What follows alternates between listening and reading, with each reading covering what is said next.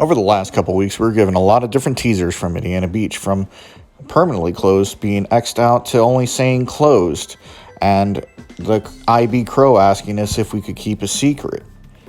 And then last week, we were given a puzzle to solve that obviously says the Crow is back, tell a friend. And then last night, we were told that the beans would be spilled. And we were like, well, what time is it going to be spilled at? Then this morning, we were able to see that they would be spilled at 2 p.m. today. And then at 2 p.m., the news broke that Indiana Beach was indeed saved and that they were going to be back for the 2020 season. Well, who was the new owner? Well, News and Review, a newspaper based out of Monticello, Indiana, gave us the full details on it, and it happens to be who we were been talking about, Eugene Staples. He is pictured with his son, Ian, in this photo that was taken by News and Review. So who is Eugene Staples, according to this article written by News and Review? He's a Navy veteran. He resides in the Chicagoland area with his family. He also owns a house up in Wisconsin. And he also has an equity investor and a businessman. He's been visiting Indiana Beach for years. And he said one thing that bothered him was the fact of the last owners not paying attention to detail. And what he did mention in the article was that he planned on retracking the Hoosier Hurricane before the season opens in 2020 if they could do it, obviously due to the COVID-19 pandemic. And he also planned on talking about adding like a boat area where boats could dock, and they'll enter kind of like a side entrance or the main entrance. They'd have basically about a football field length to enter into the park. They would be able to do this because a lot of them would probably be season pass holders. And he even mentioned the fact that they would be able to get discounted tickets or admission if they were local residents.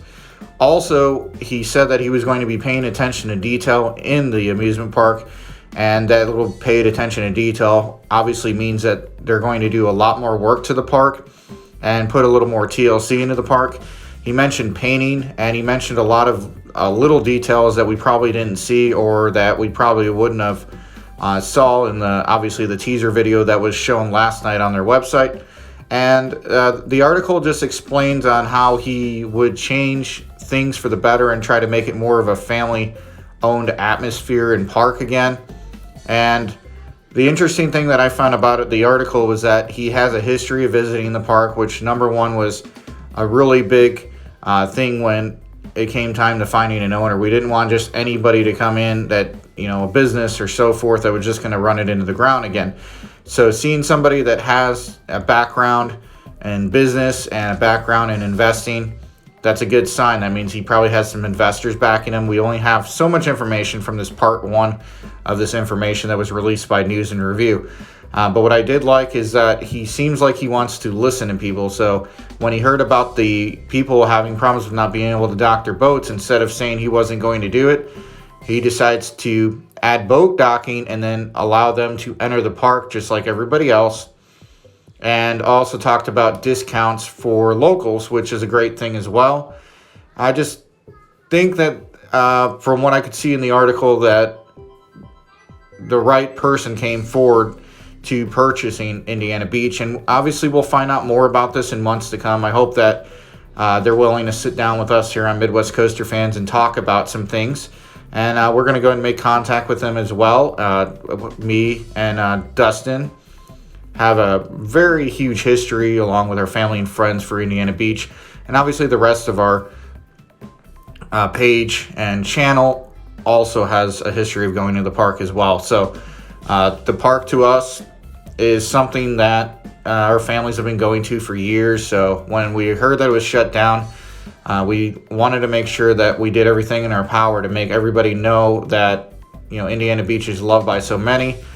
So Dustin from our page started the petition, and also we were able to get a rally together. And I think those two things together did help give a lot of publicity to Indiana Beach. And I think that in return for how much fan base that Indiana Beach had helped save the park. And it's always amazing when we could save one park in the country.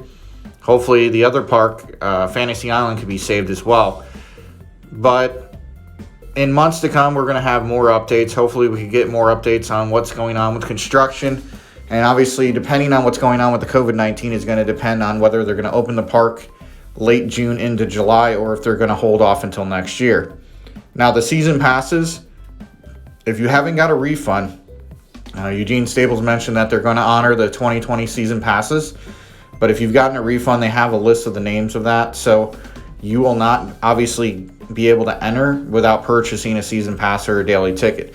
And they're still working out the pricing on all that, so that'll be coming forward in the months to come. And as soon as we have more information on this, you'll be first to hear it on Midwest Coaster Fans. And with that being said, this is Chris signing off from Midwest Coaster Fans. Until next time, have a great day, and thanks again for watching.